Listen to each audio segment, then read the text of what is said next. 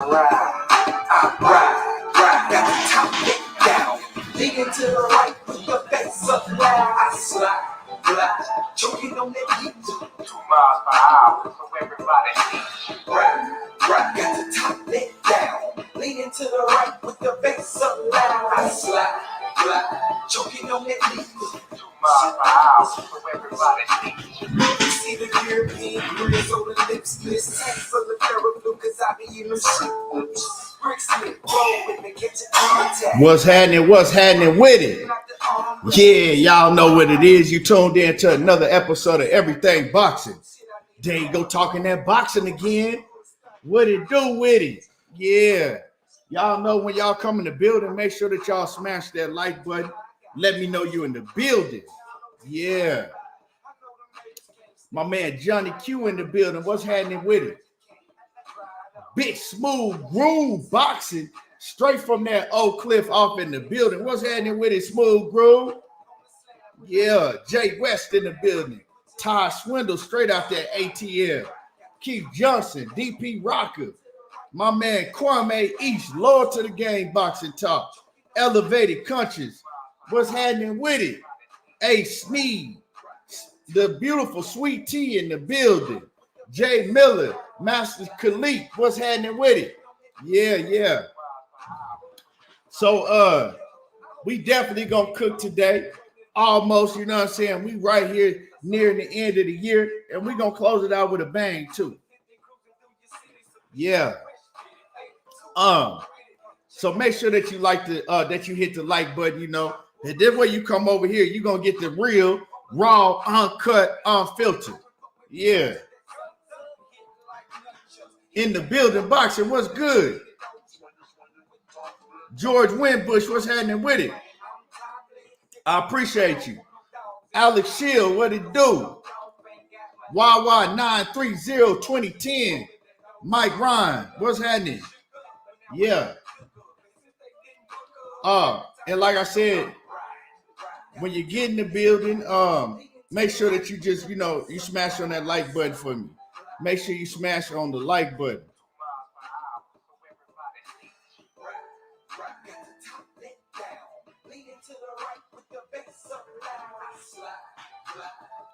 NO Boxing 504, what's happening with it? What's good with it?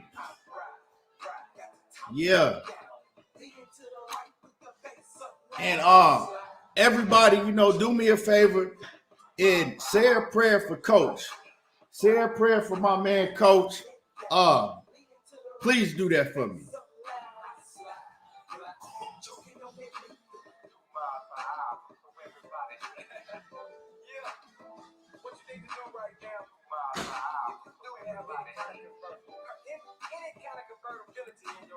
Mistake Lean 911, what's happening with it? Cam, what's happening with it?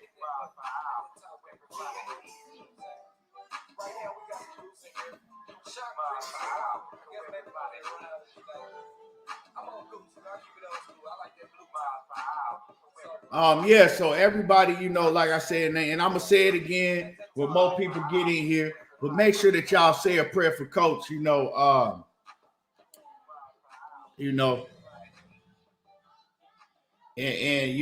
know I know he's strong, and he gonna come back, he gonna pull through. But we gotta all come together and pray for Coach, straight up.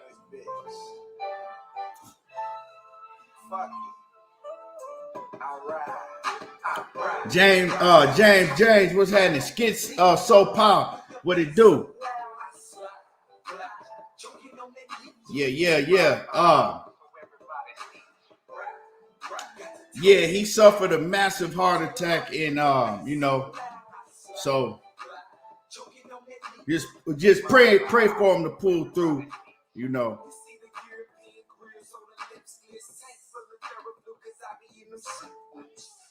Yeah, so anyway, like I said, and I'm gonna get into it more when more people come in here, but I know that they sending out my notifications and everything very, very slowly.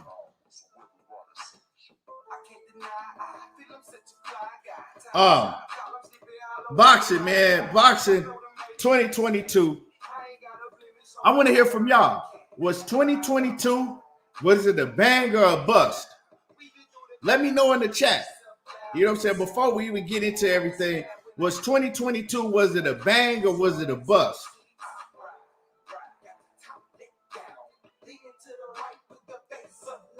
What y'all think? Y'all think 2022 was a bang or was it a bust?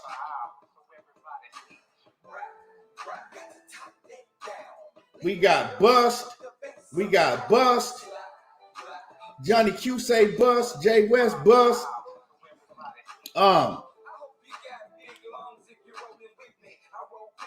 Let me hear from y'all. Everybody in the building, comment, jump in the comments. Let me know. Was 2022, was it a bang or was it a bust? Okay, don't count, my man. NO Boxing, it ain't no in between. It's either a bust or a bang.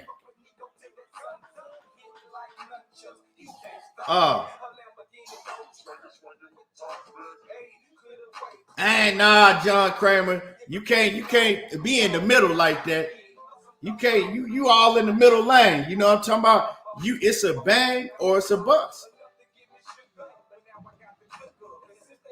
Bruce Gass says typical boxing in 21st century. We know it's been worse years, but it was either a bang or a bust. Todd Swindler say Bud busted. And I ain't gonna put it all on Bud because it was, most shit that went down that Kirk McCall says 2022, it was a bang for me. I got a lot of good memories watching fights with my partners. Okay. AJ says Cats forgot this was one of the best years ever until got derailed by Bud and Spence. Mistake Lane said, man, it was a straight up bust. Chase, he said, what's happening with it? Money Brown TV in the building. Was 2022, was it a bang or was it a bust? Bruce Gass said, as long as I'm around watching it, it's a bang. I hear you on that, man. Because a lot of people that started with us, they no longer here. Okay, baby. DP Rocker said it was ridiculous.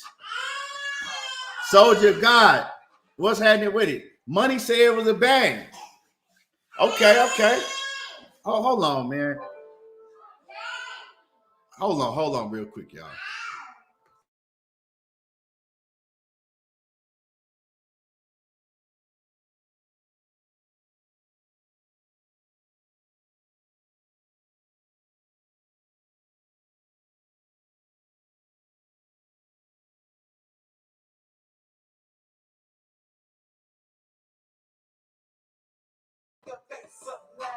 Swear these kids hard-headed. Let me see who else in the building. Son of Peter said it was a Bud bust. Hey, everybody putting it on Bud. A1 Hoops on, what's happening? Speaks, what it do?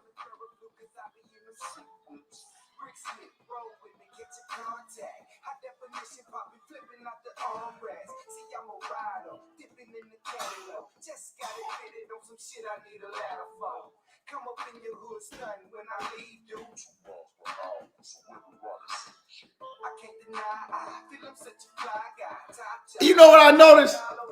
I noticed A1 Hoops on always come up in this joint, and the nigga won't never say salute to me, but he'll salute everybody else. Nigga come in my house, walk right past the front door, it won't speak to the motherfucking owner of the building, right?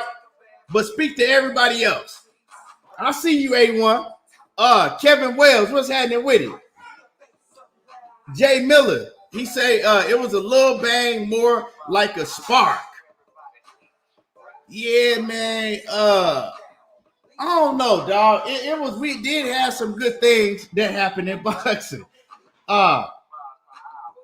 We did have some great things that happened in boxing. You know, I mean, not great. We had some good things that happened in boxing, right? James Blockwell, I see you. We had some good things that happened in boxing this year. We had some good fights. Did we have great things happen in boxing like that was promised, like everybody was expecting? Nah. Yeah, we did. Yeah, we did. You know what? Because we can't lead the women now, and I'm glad you mentioned that, Dank Father, because we had Clarissa Shields, Alicia Baumgardner. We had the other fight on Matchroom with the women. Damn, I forget their name, but the women was a motherfucking bang all the way. But if we were to separate the women, right, from the men's boxing, then was it a bang? I have to say it was a bust, man. If we separate the women came through and saved the day in my eyes. Because if we took what the women did this year, to me it was a bust. Because it was a whole lot of shit that was promised. Yeah, Katie Taylor and Amanda Serrano. It was a whole lot of shit that was promised that we didn't get. We still ain't get to see Boots in the big fight. We still ain't get to see Terence Crawford fight somebody at all. We got to see Errol Spence come back, but we still ain't get to see Errol Spence fight more than one time a year. We still ain't got to see him fight more than one time. Still ain't got to see Terence Crawford in the ring with up to par competition. Still ain't got to see Jaron Boots in the ring with, competition really at all. We still didn't get to see Gervonta Davis fight another A-level fighter. So it's a lot of shit that we didn't get. We still didn't get Wilder and Deontay Wilder versus Anthony Joshua. That's another fight. We still ain't get to see David Benavidez in the big fight. It's a lot of stuff that we didn't get. So if you put the women in, it's a bang. But if you take what the women did out, it's a bust. But I don't know. I'm kind of conflicted because the women kind of doing their own thing. Like real talk, the women showing out and the men ain't doing that. But we did have some good fights. We had Fedor versus Lubin. That shit was heavy. We had Stephen Fulton. He showed out.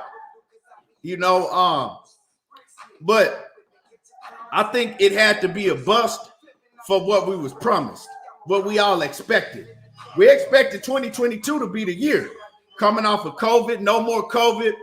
The crowd, back at full capacity. So yeah, you know what I'm talking about? My man A1 Hoop Zone in the super chat. And y'all go sub to A1 Hoop Zone, man. Over there keeping y'all updated with all the NBA content. He said, hey, yo, your blind ass missed my comment earlier. You need to second set of eyes on you, bro. Trying to be cute with contacts, missing stuff. What's good? What it do, A1? Yeah, I ain't got the best eyes. I'll tell you that right now. And y'all make sure that y'all smash the like button. Renee Box-Young, what's happening with it? What it do? Justin Cooper, what's happening with it? Michael Ray, he said it's a 50-50. Yeah, but it's kind of like we got to pick one.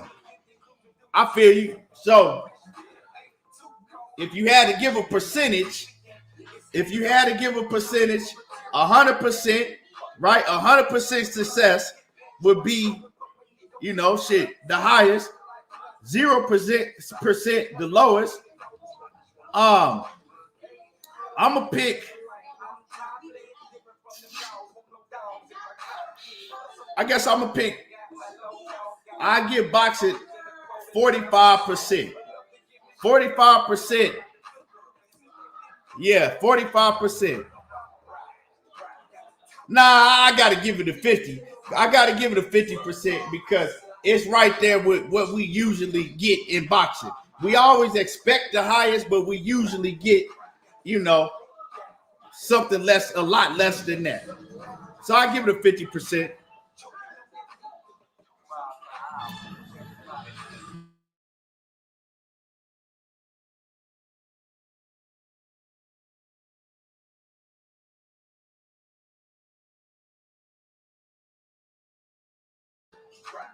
Yeah, I give it a strong 50%. OTB, what's happening with it? But speaking of Tyson Fury, yep, right? Y'all smash the like button. Speaking of Tyson Fury, right? And let me cut the music off because it's too much noise going on. They got this TV blasting. They making noise. Then I'm trying to talk. Too much things going on. But speaking of Tyson Fury, right? Not Tyson Fury, Anthony Joshua. Anthony Joshua is being advised, as y'all might have heard, to not fight Deontay Wilder. Now, this is a fight that should have took place in 2017. So we 18, 19, 20, 21, 22, 20, almost 6 years ago. We talking about a fight that should have took place almost 6 years ago. 2017 was, that fight was big. 2017, 2018.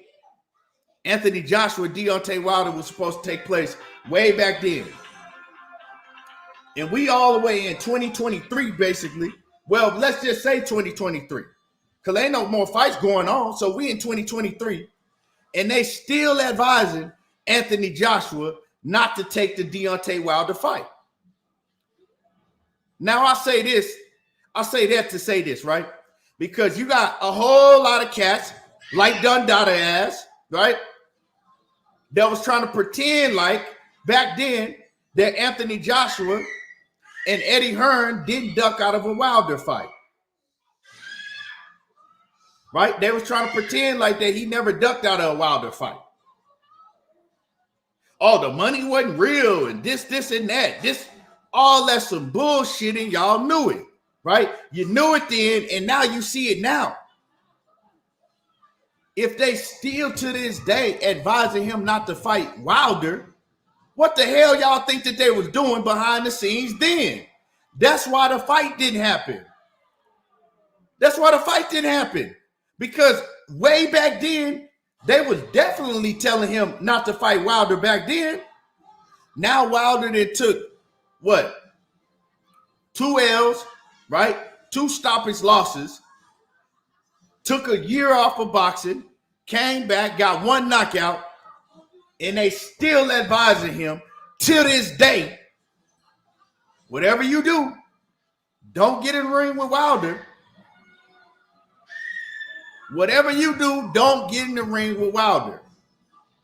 Shit crazy. That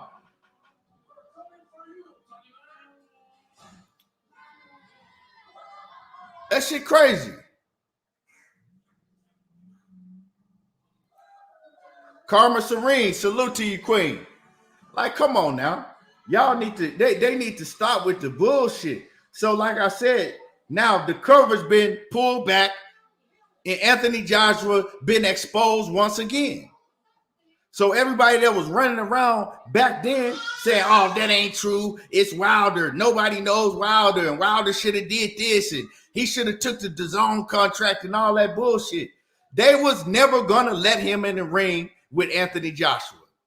As long as Anthony Joshua had some type of name, they was never going to let Deontay Wilder in the ring with Joshua. That's just what it was. And if Anthony Joshua wanted the shit himself, he would have made them make the fight happen. And it's crazy because you got to look at the situation. We talking about 6 years ago. Fast forward 6 years, and people still want to see that fight. That fight is still big. It's still big, and that shit should have took place 6 years ago. You got to look at Floyd and Pacquiao. It marinated from, let's say, 2010, and it happened in 2015. So Floyd and Pacquiao only marinated for 5 years, right? This shit going on 6 years. So with that being said, we're probably not going to see that fight. And if we do see that fight, we're going to know they just ready to throw Anthony Joshua away. Now we'll let him get in the ring with Wilder. We don't have no use for him no more. So that shit crazy. That's crazy. And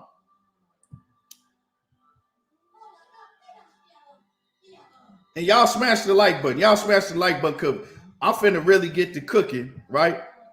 Finna really, really get to cooking. But y'all got to smash that like button for me. And we got some things I want to address. I want to address some things. Because, hold on. Let me check and see where these likes is at. Everybody in the building, smash on the like button, get the likes up.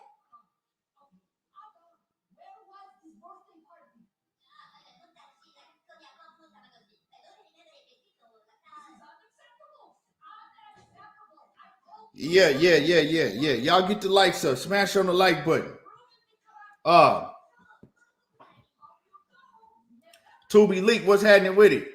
James says, all that talking about heavyweight division by the YouTubers dissing Wilder. He said, it was a damn shame. He said he brought the big guys back, him, Joshua, and Fury. Now the division is a dumpster fire again. I wouldn't say it. I think the division, you know what I'm saying, because we still got some hitters in the heavyweight division. You know what I'm saying? You got some hitters in the heavyweight division, but when Deontay Wilder's name is not popping, it seems like the heavyweight division is popping less and less. The heavyweight division is at its peak when Deontay Wilder's name is popping. And Wilder, he back training full time again, so he gonna be back. I think he gonna be back in May.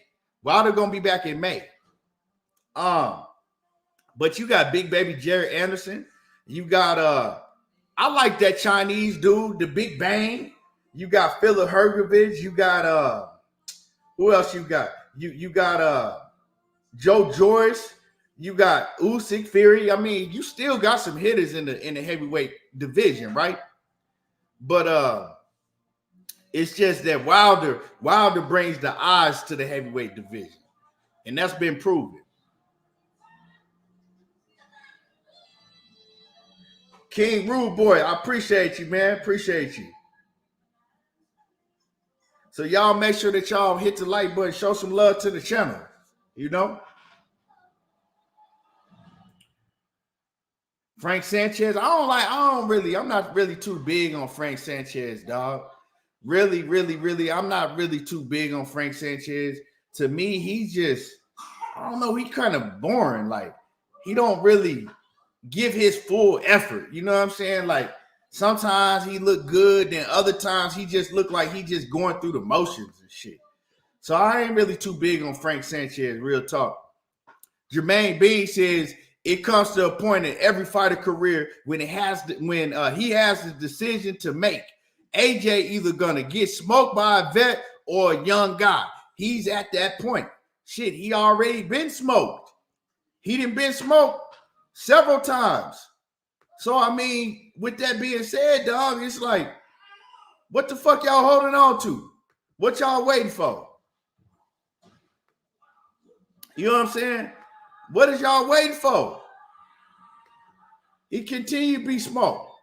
Paul Carrick, salute to you, man.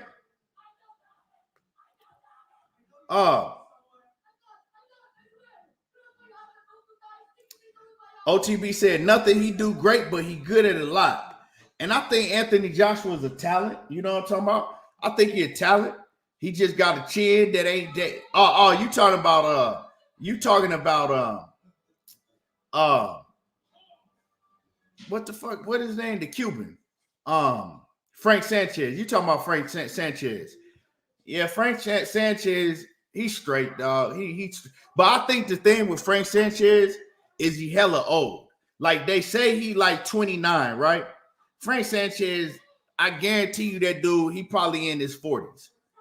There ain't no way that nigga 29 years old. That's what's wrong with Frank Sanchez. He old as hell now.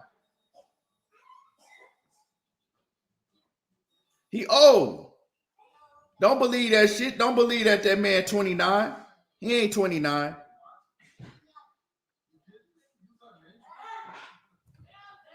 If Frank Sanchez 29, I'm 15. Real talk. If Frank Sanchez is 29, then I'm 15.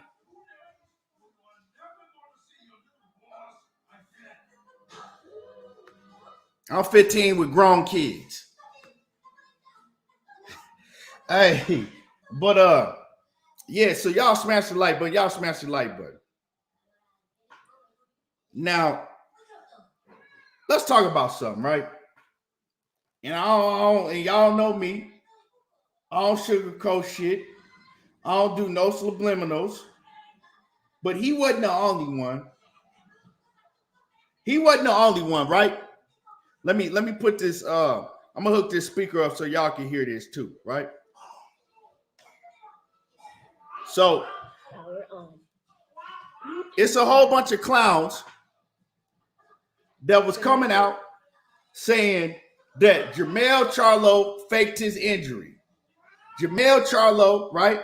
The hand injury, it wasn't real. He faked it and all that shit. And like I said, I don't, if I'm talking about somebody, I'm going to let you know who the hell I'm talking about. Now, the one that really got on my nerves, right? The one that BFTB, what's happening with it? BFTB in the building. What it do? The one that really got on my nerves, right? Is Fred bald-headed ass. Yeah, like I said, if I'm talking about your ass, I'm going to let you know I'm talking about you. That's just how it is with me. Now, the one that really got on my nerves is Fred bald-headed ass, right? Talking about that Jermell Charlo faking his injury. But I'm going to let y'all hear what the fuck he had to say, right? Because this shit came across. I actually caught this on Twitter, right? Somebody put this up on Twitter.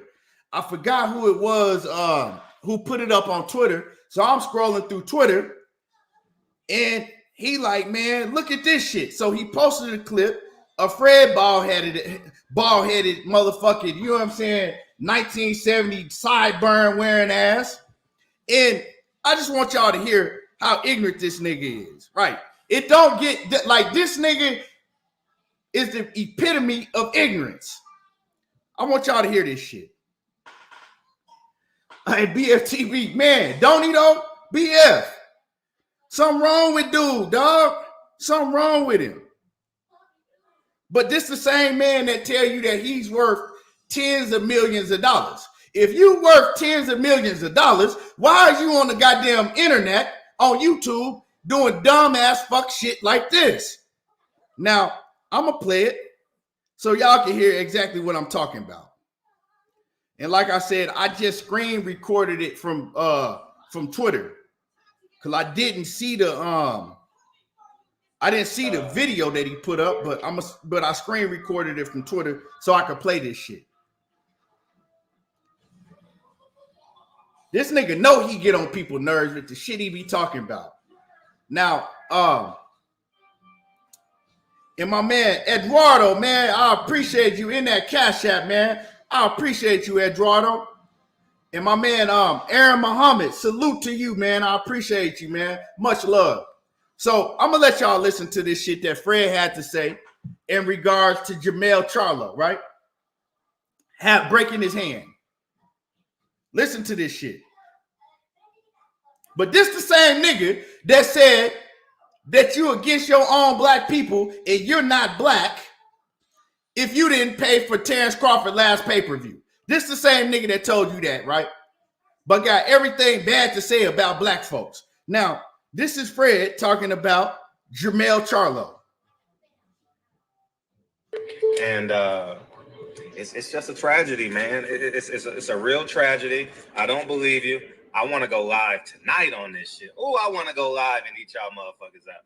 But yeah, It's falling apart at the seams, and y'all just gonna sit there and be like, oh, it's just an accident. The shit is fake.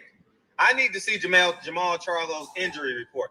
I need to see Jamel Charlo go to the doctor. He ain't got no broken hand. Come on, man. The money ain't there. The money ain't there. Jamel Charlo is the first person to come out and say, y'all call it conspiracy theory. Oh, I hate Al Heyman so much I can't see the truth. I need proof. I need proof. Y'all been cutting all these budgets and not making these fights, and these fighters starving. Tank Davis taking the fight to pay for lawyer fees, and oh man, it's a tragedy over there, man. Al done pimped y'all motherfuckers, man.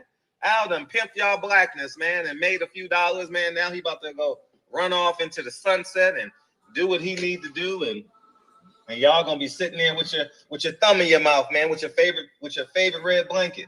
You know what I mean? I'm gonna start calling everybody at PBC Linus. You know what I mean? There's a handful of that's making money, man. I know. That's what he had to say. Now, this bald-headed ass nigga, right, is accusing Jermell Charlo of faking a hand injury because PBC ain't got no money. The money ain't there. Frederick Hawthorne keeps telling you guys. I mean, if it was Frederick Hawthorne that was running the PBC, and Frederick Hawthorne, this nigga's a fucking clown, man. Like, for real. That's the type of shit that we got running around here on YouTube. So Jamel Charlo, he got a posted broken hand. Like, come on now. This is where we going? Cornball ass shit like this. This nigga got to be the corniest nigga on YouTube. For real. And he do this shit every day. And, you know, I mean, it's crazy, though, because I don't know. Like, he just get on my goddamn nerves. Like, for real. He get on my nerves. So, now he's leading the parade, right? He's leading the narrative. And you got other motherfuckers that's facts, Fred. Yeah, Fred knows, right? He riding around here talking about accusing Jermell Charlo of faking a hand injury, and then you got everybody that fuck with him running behind him, right? Regurgitating that shit that he talking about. Shit is ridiculous, you know? Shit's ridiculous. So I just wanted y'all to hear that shit so y'all know where I'm coming from, you know, that I'm just not just, you know, bringing Fred up or just saying some shit. BFTV said, where was the energy when Bud postponed the Horn fight because of a hand injury? Right.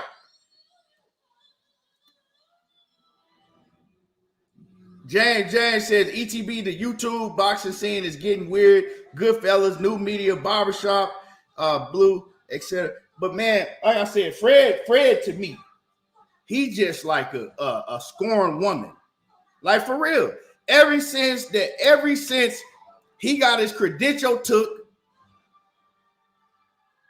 he been crying about motherfucking Al Heyman, Steven Espinoza, and the PBC ever since.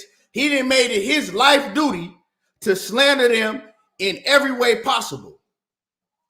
But then I say, why you care about getting a boxing credential took if you worth tens of millions of dollars? I'm just asking.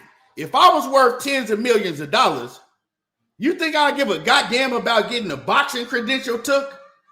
Do you think I'll be on YouTube giving a fuck what Steven Espinoza and Al Heyman is doing?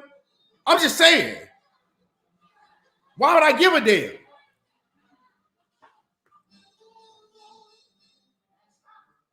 I'm just asking. That, like, shit ain't making sense to me.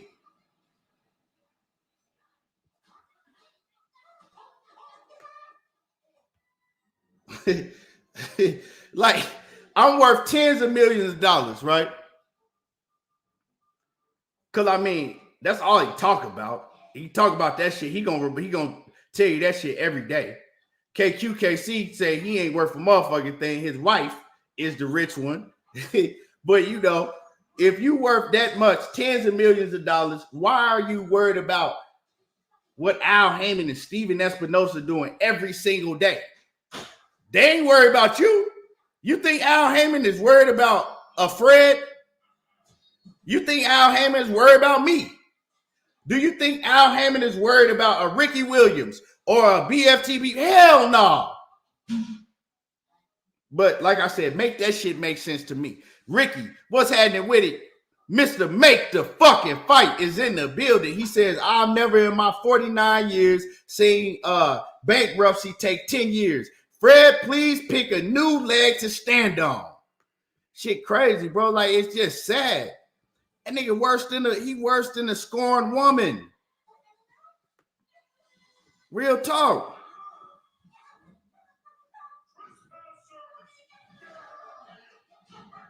Hey, shit. I ain't got no beef with him neither. I just don't like the nigga. You know what I'm saying? Straight up and down. Ain't no beef. I just don't like him. I don't sugarcoat a motherfucking thing. Nigga, he just clown to me. You know, like the shit that he doing, bro, I don't rock with that shit. But anyway, you know, I just want to say that because now Jermell Charlo, he feels like he got to post his medical papers and post pictures showing that he got a cast on and all of that shit, right? But now that we know that Jamel Charlo is injured, Jamel Charlo is going to be out for a while. Like, you know, I think he has 2 months before he even could, you know, do any physical activities on that hand. So he got 2 months before he can even start punching the bag, right? Let's say you got 2 more months of physical therapy. So Jermell Charlo about to be out half of the year before he back 100%. Let's say Jermell Charlo gonna be out half of the year. Now Tony Harrison, he stepped up and he said, "Look, fuck a Fundora. Shit, let Costa Tszyu know that I'll step in for him." And I like that fight.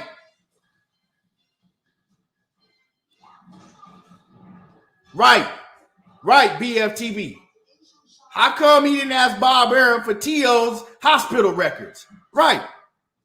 When everybody know T.O. full of shit. How we know T.O. full of shit? Because he started making excuses after his last fight.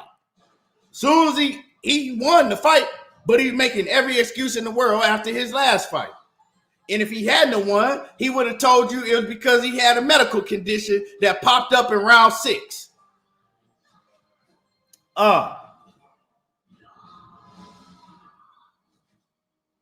Nah, Brandon House, I didn't see that. You know what I'm saying? But it is what it is. That man broke his hand. How he broke his hand? They say that he broke his hand training. I don't know how he broke his hand, but I know his hand broke. When y'all ever seen Jermell Charlo pull out of anything? Jermell Charlo ain't never ducked nobody. He ain't never pulled out of nothing.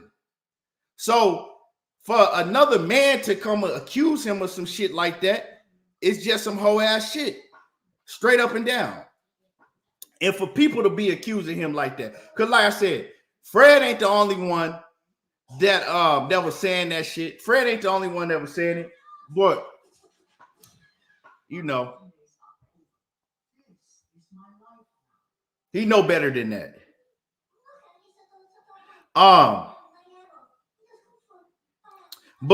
So I like Tony Harrison stepping in for Jermell Charlo.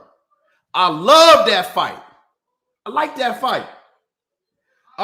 Tony Harrison, if he step in, he could fuck around and beat Tszyu, and then he'll be the mandatory for Jermell Charlo. What does Tszyu do? Who does he fight? You know what I'm talking about? That's the question now, because it's like that fight was right around the corner. Tszyu, he can't really afford to sit out damn near a whole year waiting on Charlo to get ready to get back, you know what I'm saying, right? Charlo gonna have his belts and he gonna be champion regardless. You know what I'm saying? Let that man heal, let him do what he gotta do. Well, you got out.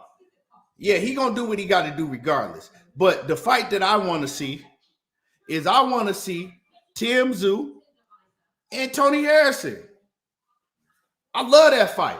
Yeah, I know Fedor and Harrison fighting, but shit, Harrison talking about he want to pull out. He said he want to fight Tszyu. I like that fight better because, truthfully, I think that style, it suits Tony Harrison better. I think Tony Harrison can outbox Tszyu. He can outbox Tszyu. We seen Tszyu have a lot of problems with Terrell Goucher. Well, Terrell Goucher hurt him. Don't get me wrong, Tszyu clearly won that fight.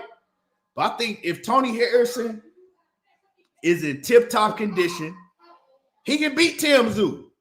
The only problem with Tony Harrison is Tony Harrison don't be in shape all the time. Like, he don't be in 12-round, 15-round shape all the time.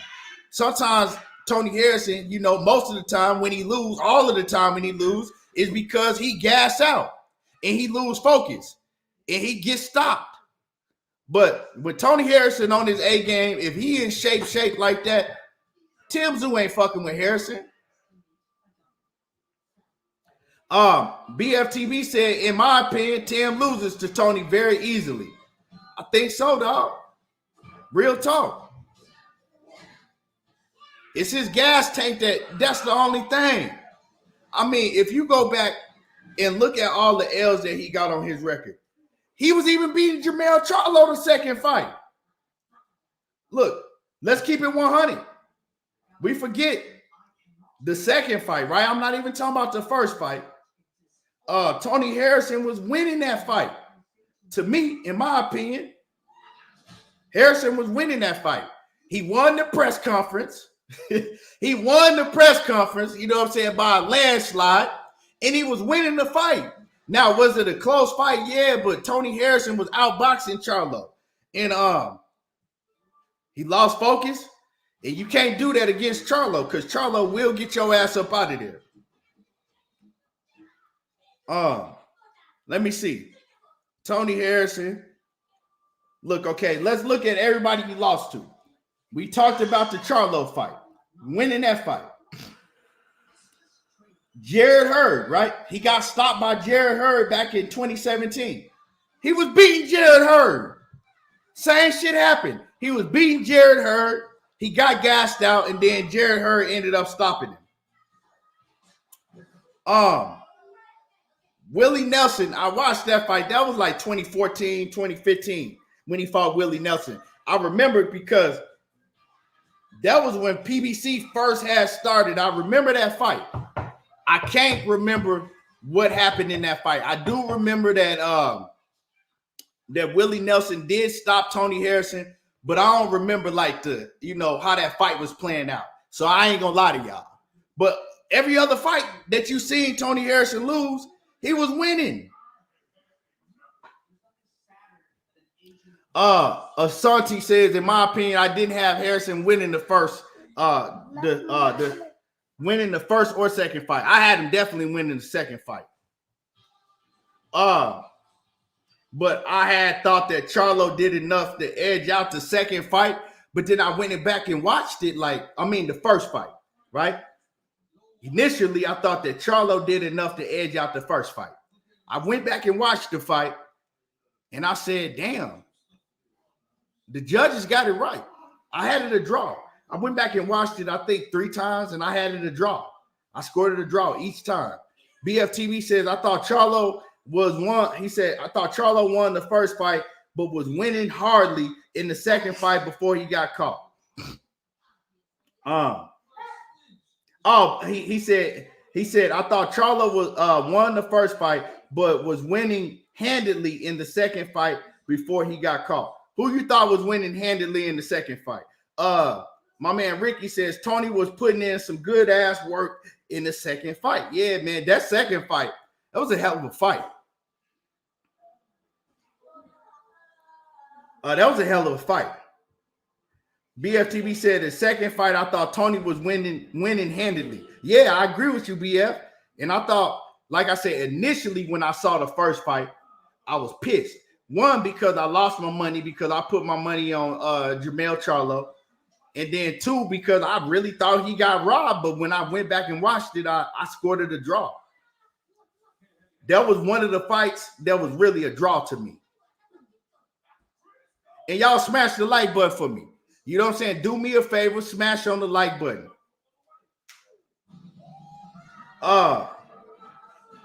My man Knockout, what's happening with it? Now that I got everybody, now that it's more people in here, right? Like I was saying earlier on the show, if everybody can come together, right? If everybody can say a prayer for Coach for me, please do that. Everybody say a prayer for Coach for me. You know, because Coach, he suffered a massive heart attack. You know, he's been in ICU, been hooked up to, you know, breathing machines and everything. And I think yesterday they finally did take the, you know, breathing machine off, but he still hasn't he still hasn't gained consciousness. And this happened on like late Friday night.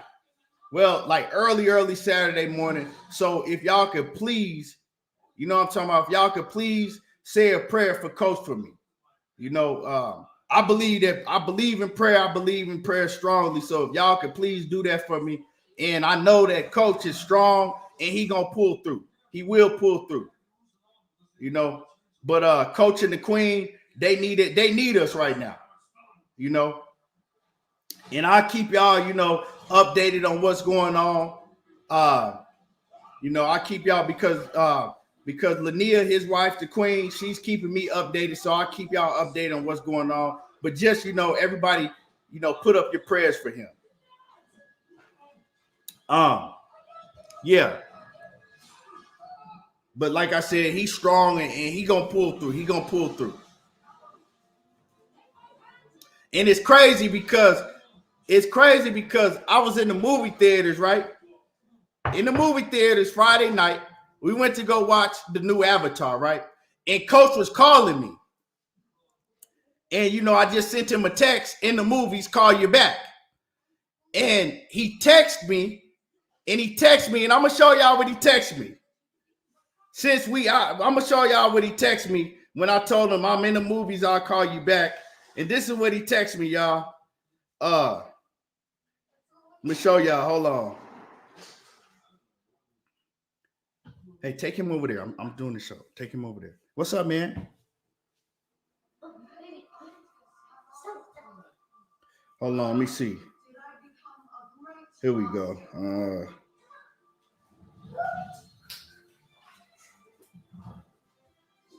Nope, not that one.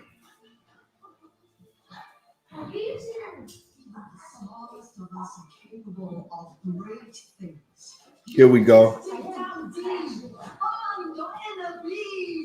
Look. Can y'all see this? Can y'all see this? He was on FaceTime when he texted me showing me that he was on FaceTime with Charlo. There you go. That's when he texted me. He was on FaceTime with Charlo.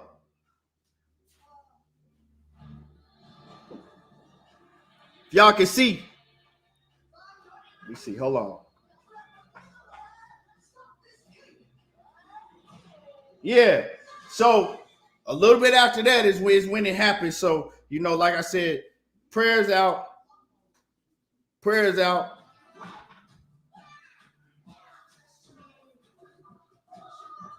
Yeah.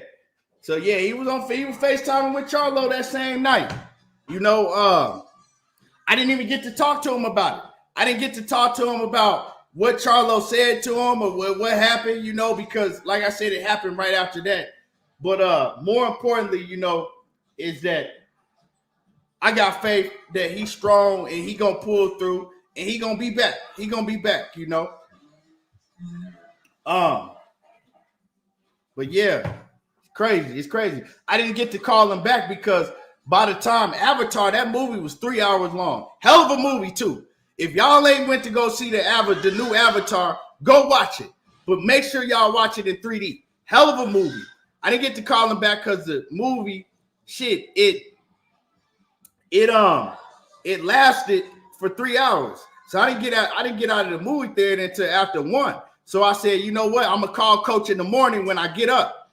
Before I got to call him, I got the news about, what had happened to him. So it's just crazy how things work. Hey, go play, okay? Hold on, y'all.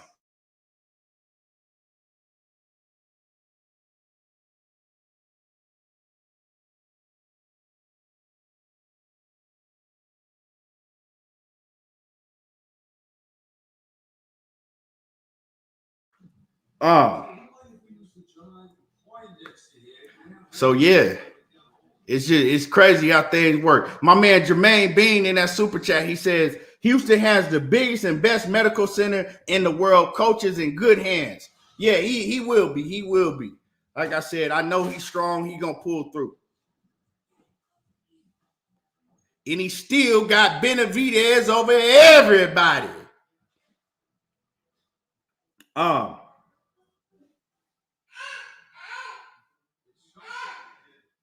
Dang father, I couldn't tell if that was Jermell or Jamal. I really couldn't tell which Charlo that really was.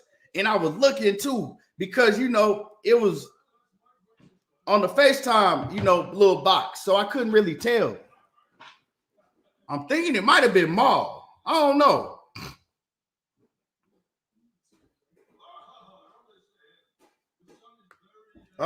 Swad Jones, what's happening with it?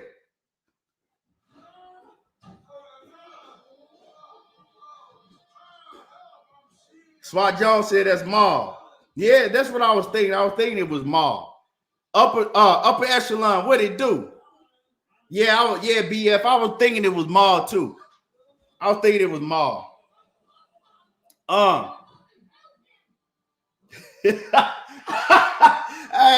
Hey, you a goddamn fool, dog. Hey, that's some real shit though. BFTV said, Mel don't be smiling like that. Dude, a grumpy dude. Real talk, he is too.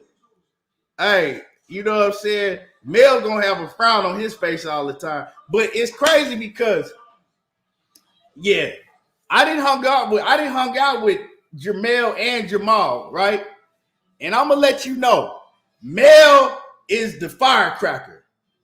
Like, I'm not gonna get into details of that shit. You know what I'm saying? I'll never do that. But I'll let you know that Jermell is the one. Hey, Jermell is the firecracker. So when you see Jermell go off on people just for no reason or at a drop of a dime, that's Jermell in real life. But he was cool. He was cool as hell. Like, we were kicking it. He was cool as fuck. You know what I'm saying? But Jermell is the one that's really like that. Jamal is the one that always calms down Jermell. Jamal is the one that, he kind of be partying. He's in a good mood. Jermell is like, he'll go off in a heartbeat. Yeah, so, and I got some nephews and shit. My younger nephew and shit, they live in Houston and they be fucking with Jermell and Jamal and them too. And they'll tell you. But my man Ultimate Fight Club in the building, he says, ha, it's definitely seemed like it. Jamal seemed like the chill one. Yeah, Jamal is the one. He's the one that gotta kind of calm Jermell down all the time. Jermell gonna pop off at a heartbeat. He said they pops be looking mad too. Yeah, man, it be like that. It be like that, Be like that. It be like that, man. That shit. That I ain't gonna lie. When Jermell did that press conference with Tszyu online, hey man, he was snapping on Tszyu. He was just snapping on Tszyu, and Tszyu was like, "Man, what do you mean, man? I was giving you a compliment, man. What the fuck you mean? You give me a compliment? I don't need no fucking compliment from you, Shit, fuck you need you fuck compliment, man. What do you want me to say? Hey, he had motherfucking Tszyu ass confused as hell. Tszyu was trying to give him compliments and play it cool and shit. And Jermell was like, nah, fuck all that shit. That shit that you was talking, right? Off camera, The shit that you was talking on all these other interviews wasn't the same energy that you displaying on here. Hey, that shit was funny as hell. I said, this nigga Jermell Charlo, man, you don't want to be around him when he cutting weight. Huh? What's up? You can't have no more snacks, man. You had too much sugar already. No more snacks. Go play. Go watch the movie. Give me that. Give me Big Dap. Oh man. Yeah, Jamel Opulent LD, what's happening with it? And y'all smash the like button. Motherfucker BFTB said Kazoo was just saying a whole bunch of BS. Right. But see, he came with a whole different energy. It's like when the nigga in the comments and they be talking hella crazy in the comments. So I'm like, fuck it. Drop the link. I dropped the link and then they get on camera. How you doing, good brother? You know, no disrespect. I'm like, what? Hold on. That ain't the shit that you were saying in the comments. You know what I'm saying? It's just like the same shit. So Jamel Charlo, he wasn't having that shit. You drop the link and niggas want to be hella respectful. But in the comments, they talking hella shit. Disrespectful in the mug, right? Soon as you drop the link, they come up here. Yeah. How you doing, good brother? Yeah. Like, what, nigga? Is this the same cat? Oh, shit. Come up here with that same energy. Shit. That's why BF, man, you can't pull that shit with BF. Because BF cussing you out. As soon as you hit that motherfucking link, he already cussing you out. He don't give a fuck what type of energy you get on his panel with, right? He gonna give you the same energy that you was giving him in them fucking comments. Hey, for real. And nigga BF, he gonna murder your ass when you hit that link. What's up, man?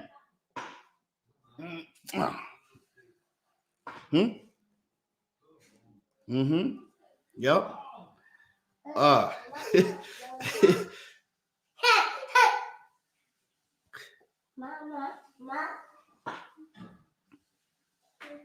Prince to Amir says, I respect everyone equally and adjust accordingly. Real talk. I couldn't have said it no better myself. You did. I couldn't have said it no better myself. But y'all smash the like button. Y'all smash on the like button. We're gonna get into this. We're gonna get into this Errol Spence, Jaron Ennis, and Terence Crawford shit. Because I'm seeing a lot of y'all try to act like Terence Crawford, he don't got nothing else to do, right? You're trying to put Jaron Ennis and everybody else on Errol. Oh man, Errol Spence got to do this. Oh, hold on.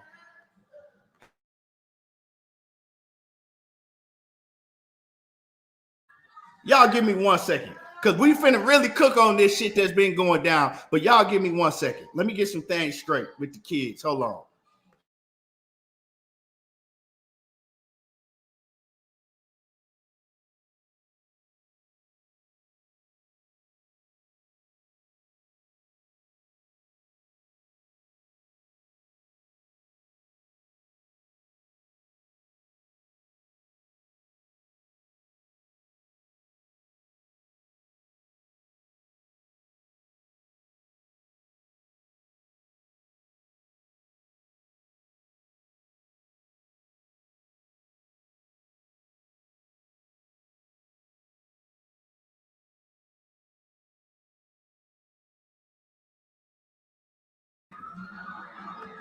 All right. Man, these kids ain't got no chill. Okay. So let's talk about it, right? Because I keep seeing all these videos pop up talking about Errol Spence. Errol Spence gonna get stripped, and Errol Spence got to do this, and Errol Spence got to do that, and Spence is back. No. Errol Spence, he didn't fought the best of the best. Does he still have things to do? Yeah. But he didn't show you that whoever it is, he's willing to fight. You know what I'm talking about? Stop trying to play Errol Spence like he ain't willing to fight a Jaron Ennis or a Virgil Ortiz or like he didn't do everything that he could to make the Terence Crawford fight. It's Terence Crawford's back that's against the wall. That nigga ain't done nothing. He came to 147, right? He came to the welterweight division in the beginning of 2018. We in 2023, and this man fought one fighter that was above a sea level. One fighter. And that was Shawn Porter. And that was Shawn Porter with 1 foot out the door, ready to retire. But I'll give him the Shawn Porter fight. We'll give him the Shawn Porter fight. But you mean to tell me a man that's been in the division 5 years? A man that's been in the division 5 years, he only fought one opponent above the sea level? We call Kavaliauskas a C+ level. Cool. He fought one opponent, Shawn Porter. Whatever you want to call Shawn Porter, a B to an A, whatever you want to range him, but he above the sea level. That's the only fighter he didn't fought on that level. But y'all running around here talking about what Errol Spence has to do. And Errol Spence, if Errol Spence don't do this and if Errol Spence don't do that, what about Terence Crawford? Y'all don't want to see Terence Crawford fight Jaron Ennis? Y'all don't want to see Terence Crawford fight Virgil Ortiz? Y'all don't want to see Terence Crawford fight somebody? I mean, damn. Y'all don't want to see him fight, let's say, even Speedy Rashidi Ellis. Why y'all keep talking about, Errol Spence got it? Errol Spence ain't worried about none of that shit. Errol Spence been fighting the best after the best after the best after the best. No, Terence Crawford's back is against the wall. That's whose back is up against the wall. Because I don't care. If you look at the WBO rankings, right? In the WBO rankings, you got Terence Crawford that's champion. You got Virgil Ortiz that is right there, the mandatory, right? Then you got Jaron Ennis. So I'm here to tell y'all keep talking about what the fuck Errol Spence got to do. If Terence Crawford don't fight Errol Spence, he gonna have to either face Jaron Ennis or Virgil Ortiz. Because if Errol Spence fuck around and move up to 154, Terence Crawford is gonna be in a division of sharks, and he gonna have to fight one of them. You better believe that. If Errol Spence say, fuck, I can't do it no more, Bud won't fight me. We can't get a Bud fight done. Ain't really nothing else for me to do at 154. I mean, at 147. I'm moving to 154 pounds. Bud Crawford gonna be left there. And he either gonna have to fight one of them or retire. Because ain't nobody trying to see him fight no more motherfucking I've been sneezings. For real. What they gonna do? Fix all Adrian Broner's fights and build up a fight between him and Adrian Broner? You mean to tell me y'all don't want to see Terence Crawford fight nobody? So, this is what I've been seeing. You seen Errol Spence, right? You seen him fight Shawn Porter in his prime. You seen him fight Danny Garcia. You seen him fight the best version of Ugas. You seen him fight goddamn Kell Brook when he was in his prime. You seen him fight Lamont Peterson. And on, right? You didn't see him. He was supposed to fight Manny Pacquiao, right? So you've seen Errol Spence fight all these fighters, but you've seen the opposite from Terence Crawford. And y'all still running around here talking about, oh man, Errol Spence is in trouble. If Errol Spence got to do this, and Errol Spence gonna do this, and Errol Spence gonna get stripped, and Errol Spence. Where's the energy for a man that ain't gave y'all shit in 5 years? 5 years he been at the division. He ain't done nothing. Done shit. And the only fighters he fought is the fighters that Errol Spence already had ran through. And they wasn't even the same fighters by the time that Terence Crawford got to him. But y'all cool with that? Y'all okay with that? Just saying. I see all these videos pop. Oh man, Errol Spence is scared of any of these dudes.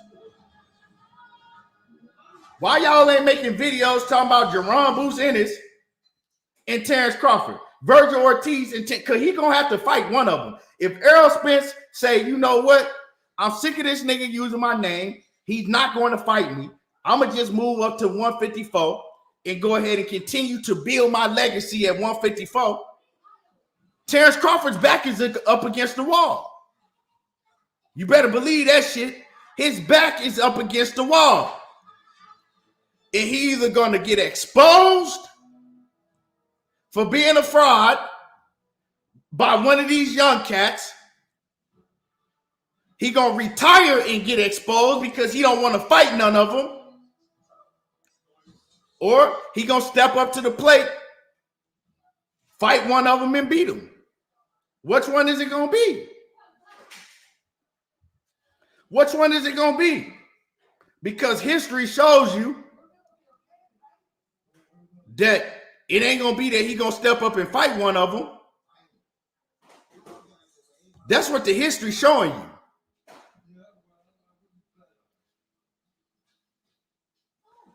Exactly. But you ain't heard nobody. But they ain't talking about that though, BFTV. Boots said he'll fight the nigga in Omaha. He ain't tripping. He don't even want a lot of money to fight him. But they not talking about that. All you hear is, oh man, Errol Spence gonna have to fight Boots. Errol Spence told y'all, I'll fight anybody. Make sure my money right. I'll fight Boots. But it's like y'all try to act like y'all ain't hear Errol Spence tell y'all 4 years ago that he was looking forward to moving up to 154 because he was running out of time being able to make the weight comfortably.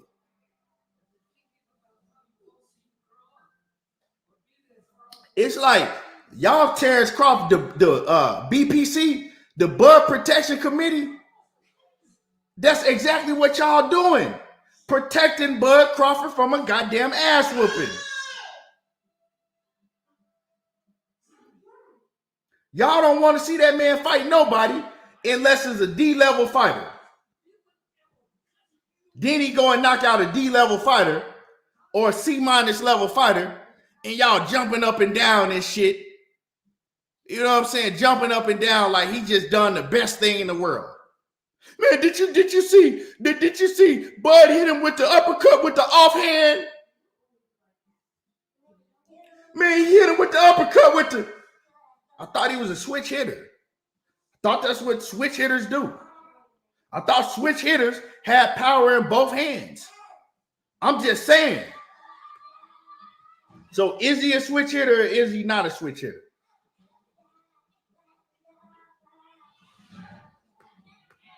Just ask it.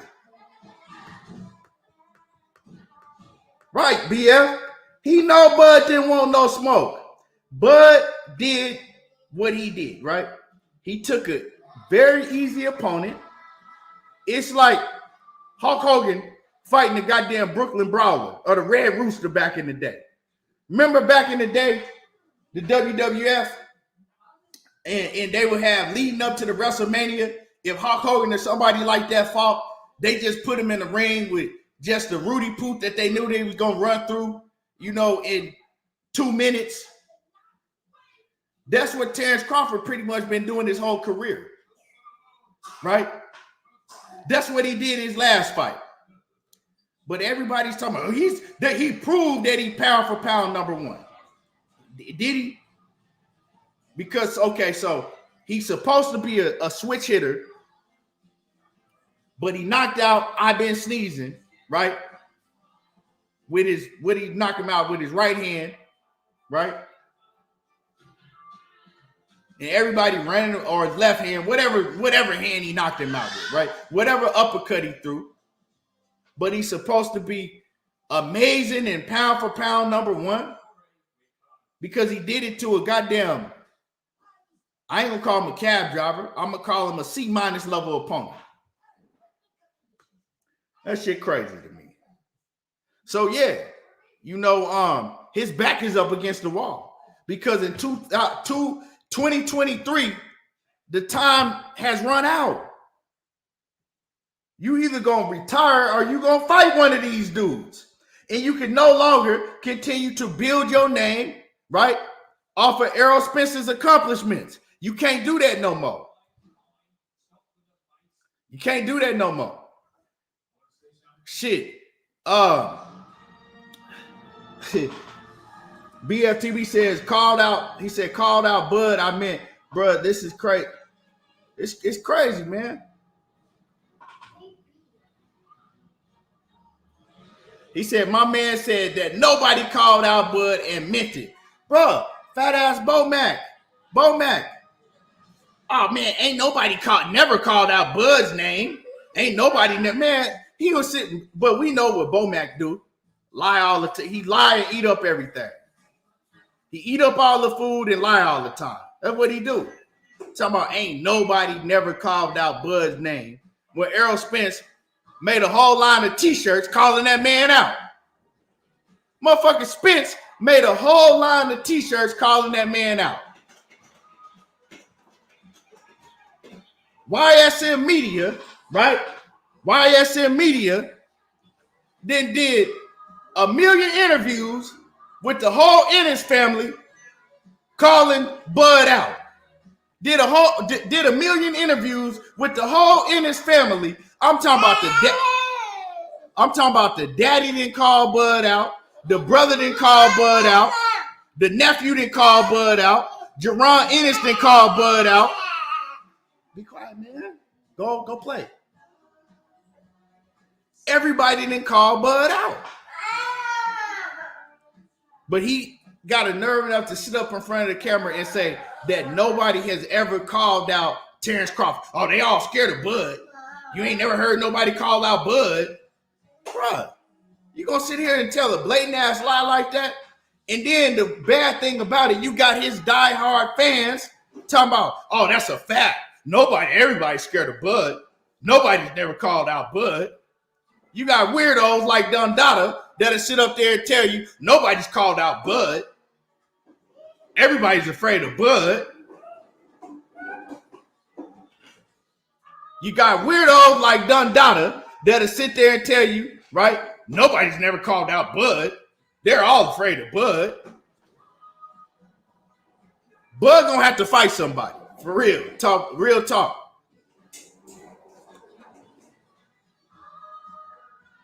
Bud gonna have to fight somebody.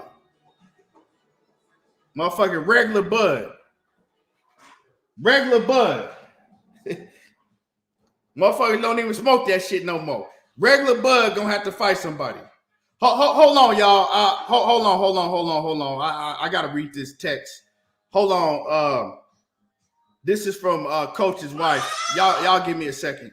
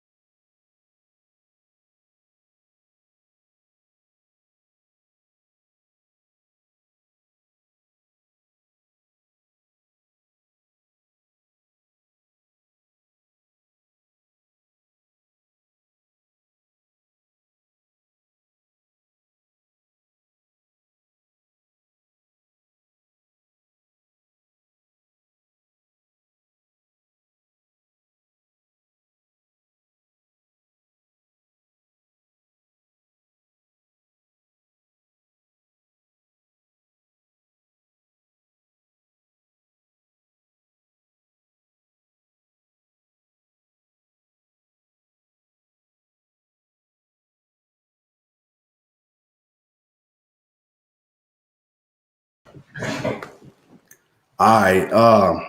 Yeah, y'all just make sure that y'all continue to pray. Like I said, continue to pray for him. Please. I don't really want to get into what she just texted me right now. Hopefully tomorrow, God willing, tomorrow that I'll be able to come on here and have better news for y'all.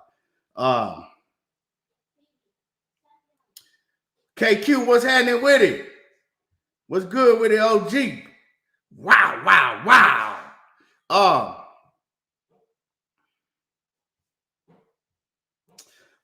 Yeah, so it's crazy how what boxing has become to. Like, real talk.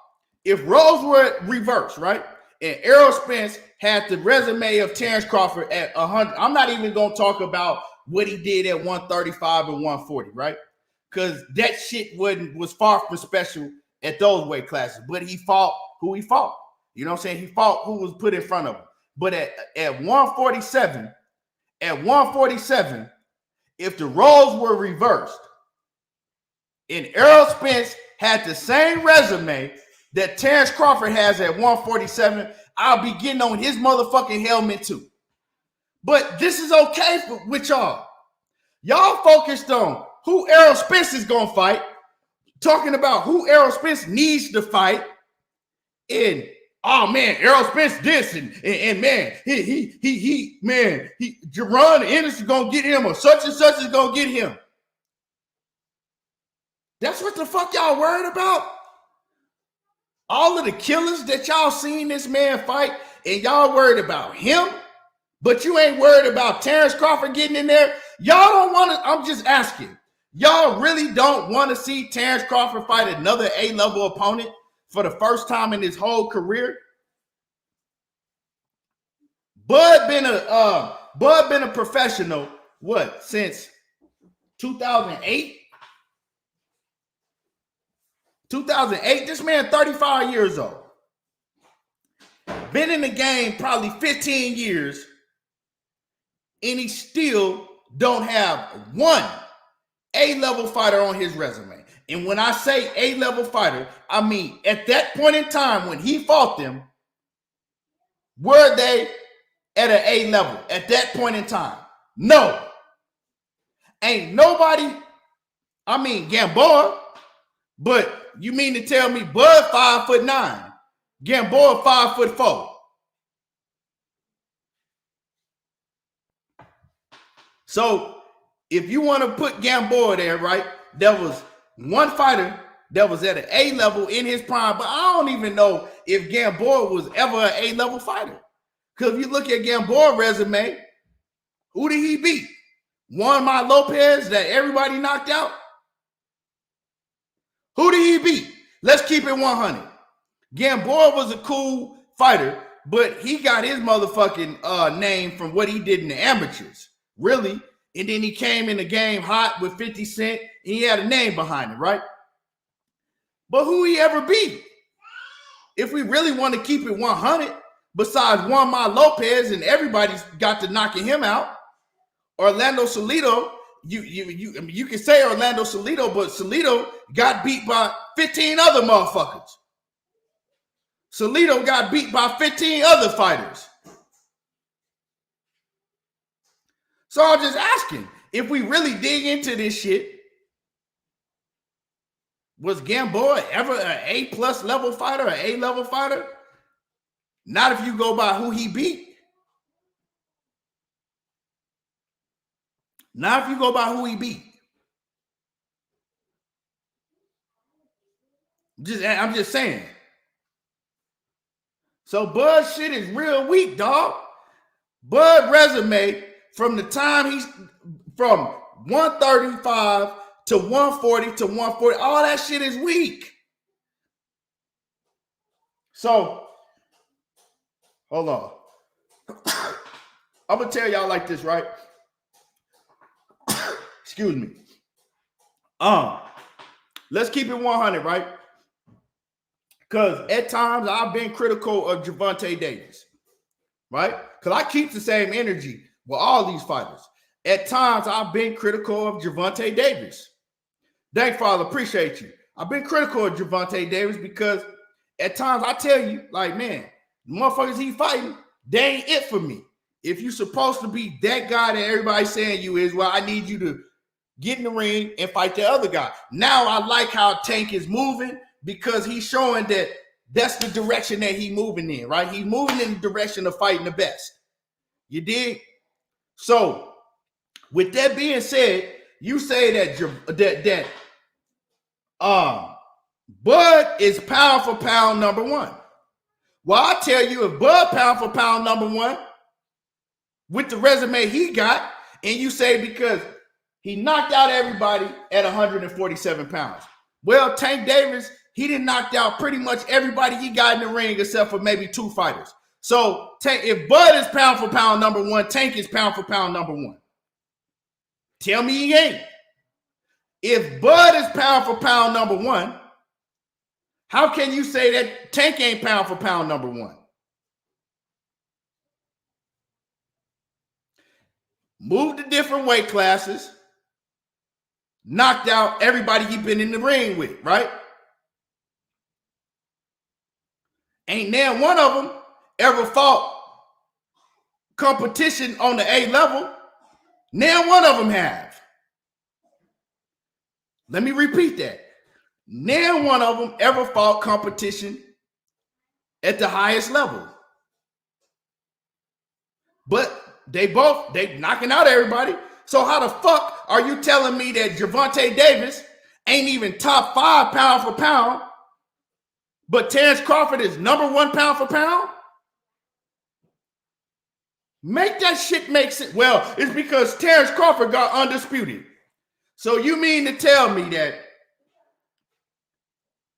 beating Ndongo that had, I believe Ndongo had 3 belts. I believe Bud had 1 belt and Ndongo had 3 belts. So you mean to tell me because he beat Ndongo and was able to get 3 belts at one time and become undisputed, you mean to tell me that's any better than what Tank is doing? I don't give a fuck if the belt's involved or not. Bud Crawford ain't done no more than what Gervonta Tank Davis is doing. Take away them motherfucking 3 belts or 2 belts that goddamn Ndongo had, and he ain't did more than what Tank is doing. Oh man, people I can hear him right. Oh man, people really hate Bud. This is the truth. It's a fact. It's a fact. It just is what it is. And y'all smash the like button. Y'all can say, oh, he really hates Bud. It ain't even about that. I'm just telling you the truth. Y'all giving him the utmost credit for beating subpar competition. But then we dog Tank out for beating subpar competition. But Bud, he gets rewarded, and y'all call him the best fighter in boxing. Tank, he get called the duck. And like I said, I'm keeping the same energy because I didn't got on Gervonta Davis helmet. I didn't got on Gervonta Davis helmet plenty of times because of that bullshit, them bullshit fights that he was fighting. So when I do it to Bud, I'm hating. Like, this shit crazy. So if you go down their resume, Bud ain't did nothing that Tank ain't did. Fuck getting 2 or 3 belts off of Ndongo. Motherfucking Tank Davis would have went in the ring and stopped Ndongo within 2 rounds. I guarantee you. Boxiana, what's going on with it, Queen? Much blessing to you and your family. Somebody in here, if anybody in here don't think that Gervonta Davis will get in the ring and stop Ndongo, and I'll give you within the first 5 rounds, put a 1 in the chat. If anybody put a 1 in the chat. If anybody in the building think that Tank Davis won't get in the ring and stop Ndongo within 5 rounds. Because y'all keep talking about, oh man, he was undisputed. He's great. He's an all-time great. But you don't want to talk about who he fought to get to undisputed.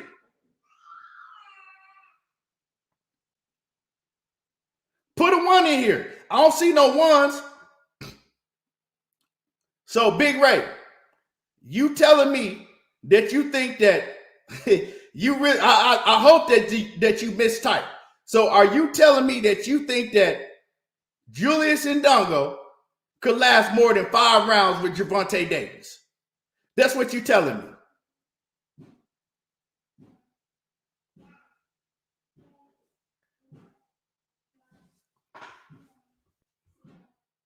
Nah, Ricky Williams, we ain't gonna do that, Ricky. Kambosos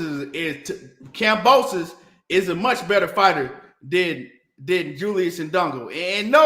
And like I said, man, no beef with Julius Indongo, and I don't even like to shit on Julius Indongo, right? Salute to Julius Indongo, right?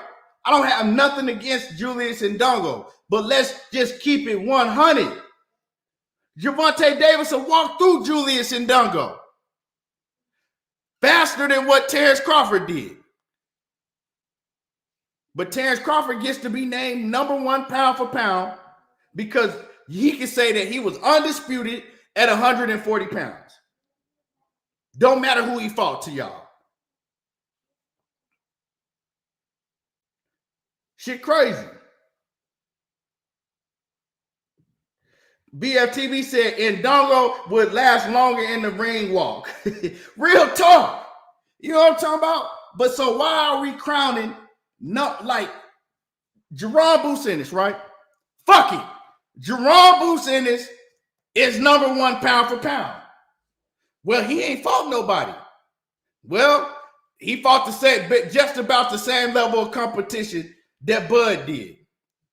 And I'll be willing to bet anybody in here that everybody that Bud fought at 147, at 147, Jaron Ennis, he walked through him too. I'd be willing to even take it this further, right? If the nigga with the shag, Errol Spence at his best, because Terence Crawford, one thing I got to give to him is he's always in tip-top condition and he always show up in the ring at his best. So Errol Spence at his best, the Errol Spence that you seen get in the ring against, the Errol Spence that you seen get in the ring against Kell Brook, the Errol Spence that you seen get in the ring against Lamont Peterson, the Errol Spence that you seen get in the ring against Ugas. That Errol Spence against the same Sean Porter that got in the ring against Terence Crawford, Errol Spence stopped him. Yeah, I believe that. Errol Spence stops him. Jaron Ennis stops that Sean Porter. Jaron Ennis stops Jose Benavidez with a goddamn knee brace on that's limping around the ring. Jaron Ennis stops goddamn fucking car horn. Jaron Ennis stops goddamn green machine. Jaron Ennis stops a Kell Brook that only had 5 weeks to train for the fight. Trainer refused to train him, that had fought at 147 pounds in over 3 years. Yeah. Jaron stops him. Errol Spence stopped the best version of him. Right? So my whole point is that what's so special about what Bud Crawford is doing if y'all telling me that he's on that level? You same motherfuckers that tell me that Terence Crawford is pound for pound number 1. The same cats that say that Terence Crawford is pound for pound number 1 be the same dudes that say that Canelo Alvarez ain't done shit. That Canelo Alvarez is fighting all bums.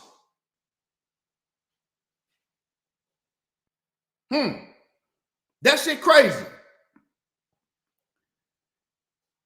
Let me say that shit louder. The same cats that tell me that Jaron is pound for pound number 1, because he beating guys like Ricky Burns and fucking washed up Kell Brook and and so on and so on. You tell me he number one pound for pound because of that. But it be the same dudes that get on Canelo helmet and say that Canelo going on a European tour. Now, all them dudes that Canelo fought, I ain't capping for them and saying that they was the best dudes, that they pound for pound, that they A-level fighters. But I'm saying most of them motherfuckers, they better than the cats that Terence Crawford was getting in the ring with. And that's a fact. So tell me, why is Terence Crawford pound for pound number one again? Just ask you. Matter of fact, I got a little bit of time. I'm going to drop the link. The link is right there. I want somebody to explain to me why is Terence Crawford pound for pound number one. So whoever in here thinks that Terence Crawford is pound for pound number one, here's the link. Explain it to me because I'm missing some shit. I'm missing something. Nunu, grab the link, Nunu. You said he pound for pound number one. Somebody explain it to me. Please.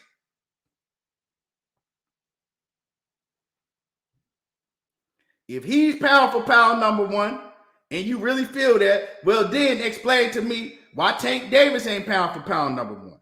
Why Jaron Ennis ain't pound for pound number one? Because they go to as well. Man, he knocked out everybody. He's on an 8 or 9 knockout streak. Okay. They doing the same shit against the same level of competition Bud is. So what make him pound for pound number one? And all them dudes that I named, they're not.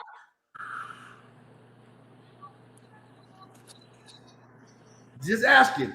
What's happening with the upper echelon? What's going on, brother? What's going on? Salute channel. But, man, these people tripping, man. They tripping. Yep. I'm just trying to get some straightening, dog. Jimmy, man, you got to, let me turn your camera on real quick. Oh, you got you one. In the background, I can make sure that you know you're a real person and whatnot.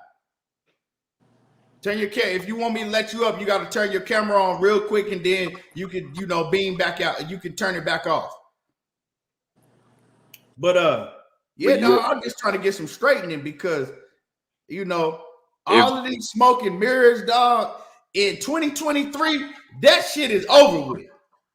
If anything, Boost resume might be everybody getting held to the same standard. You can no longer creep your way, through narratives and smoking screens, right? And not fighting nobody and just looking good against Rudy Poot ass competition and have everybody call you number one pound for pound in the world. This is why. That's all I heard when Bud Crawford knocked out motherfucker I've been sneezing. That's all you heard. This is why he's pound for pound number one. This is it. He just showed, oh my God. Look what he did. Okay. Cool. But who he did it against? I'm just trying to get some straightening, y'all. It ain't no straightening. And it's funny though, but he's getting held for knocking out somebody who he knocked out. How does that make any daggone sense? Plus, Boots beat Sergey Lipinets, the same Sergey Lipinets that was Bud's mandatory at 140. Him and Reese Prograis were both calling for Bud. Bud didn't make neither one of them fights down there at 140. He came up here to fight Jeff Horn. If anything, I think Boots' resume might be a little bit stronger. And Bud, he hasn't fought nobody at their prime. Gamboa was great at 126. Any fights after 126, Gamboa was a shell of himself. He wasn't the same type of fighter. And when you sitting there 5'9", and you look at all Bud's old fights, Bud was a welterweight that crunched down to 130. When he was fighting all those people, like even Hank Lundy was giving Bud the business for the first couple rounds, and Bud started putting that weight on him. Bud was always much bigger and stronger than his opponents, and they wore down. People always talk about Bud start slow. No, he be getting his ass kicked in the beginning of the rounds, and then he starts to tire out his opponents. I give him that. But he don't want none of that young smoke. Blood been getting away from Boots. Boots been calling that man out for the last year. Errol Spence been told him he want that smoke. Earl said he'll fight Boots. Earl ain't scared of none of that, but it has to make sense for Earl. What sense does Earl got fighting Boots when it's strap season? He trying to make the fights that mean everything to him. He gonna fight Boots. Earl ain't ducking no wreck. No wreck. But these people, they push that narrative. What up? What up? Yeah, hey Key, man, I just popped on for a second, man. I don't think I ever popped in, so man, I just popped on for a second, bro. Already. To send my prayers out to the coach, man. That's my guy, man. We kicked it on Monty. It was me, him, and Monty all night, bro. About 3 a.m. one night, man. Yeah, man. So prayers up for Coach, man. Get well, bro. And for sure. Blessings up. Peace, Key, man. I'm just popped on for the first time, bro. Holla at you. Master Khalik, salute to you, man, and no doubt, man. I appreciate that. Indeed. Jimmy, you gonna come up in my shit talking about you ain't gonna show your cam, but you gonna get up here and school all of the aerosexual nigga. You gonna stay in the background where the fuck you at. That's what you gonna do. That's exactly what you gonna do. You gonna stay in the background where the fuck you at until you turn your camera on, or you keep typing like you is. Other than that, go ahead and enjoy the show and keep listening. All right, let me do one. Let me do a little support for the Bud fans. I'm a true Bud supporter. Y'all saw me in the chat, but yeah, go ahead. You gotta keep it a buck, man. Hold on a second. Let me get that out the way. All right, yeah, I'm a Bud supporter, so we gotta keep it 100 with this, man. Out of all the boxers, I'll be honest, he has the best eye test. He gets the eye test out of all these boxers. He looks like the goods out of all these boxers. But that eye test don't carry you through a whole career. You gotta have a 50-50 fight. You gotta put it all on the line. Bud needs this fight for his legacy. He got the eye test, he got the accolades. He needs this 50-50 fight to put a cherry on top of all of that. So his team is doing him a big disservice right now by not letting him fight these guys, man. Because that's all he really needs. That's all he really needs is one of these 50-50 fights, 1 or 2 of them, get it out the way, and he's good to go. Hall of Fame, everything, boom, boom. Especially if he gets 2-time undisputed, it's a done deal. And him not taking these fights, he's looking real bad out here in these boxing streets, man. He's looking real bad out here. His team needs to get that under control. Stop with the capping. Stop with the trying to sell your belt for the Canelo money. You're not Canelo. Relax. Sign up to the PBC. Fight Spence. Get your legacy, and go home. Simple. Yeah. And you know, good analogy, right? Good analogy in your opinion. But in my opinion, I've seen other fighters, right, that give me a better eye test than he do. Jaron Ennis, like I said, Jaron Ennis, the eye test with him damn near looked flawless at times. When Errol Spence was coming up through the ranks, let's just keep it 100.